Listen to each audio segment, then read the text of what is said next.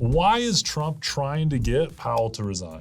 If you followed me for a while, you know that I'm fairly critical of the Fed and I don't agree with how they've handled the last 4 or 5 years. But with that said, their job is very difficult. Here's why Trump is trying to get Powell to resign and what it means for every one of our pocketbooks. Before you understand the drama, you need to understand what he does. His job is twofold: keep inflation under control and keep unemployment as low as he possibly can. Trump sees his job, on the other hand, is to get us into an economic prosperity, and those two seem to be competing with each other. When the interest rate that Jerome sets is high like it is today, America has to issue bonds at a really high interest rate. And so Trump is trying to get him to lower that interest rate so America can get cheaper debt so that our deficit is not nearly as large, and all while stimulating the economy to try to bring us into prosperity. Powell, on the other hand, thinks that all the tariffs that have been announced are inflationary and we don't know the true effect of it yet. He's always said when inflation's under control, I'll lower interest rates. Inflation's been under control for the last 6 or 8 months, but he's not lowering it, and it's because we don't know the effects of the tariffs that Trump has announced. The great thing about the Fed, though, is it's a completely independent body. Trump has no ability to fire Jerome Powell. The only thing he can do is apply enough pressure for him to resign. And the hard part about this is there's no perfect answer. On one hand, if he does resign, President Trump gets to appoint someone who will likely be aligned with him, lower interest rates, and so every one of us can feel those benefits. Our HELOC rates, our credit card rates, our car loans, mortgage rates, almost everything will come down, and almost everyone will feel that and love that. On the other hand, as interest rates come down, inflation is likely to tick up. Will that lead to higher inflation like we felt the last couple years and become uncontrollable?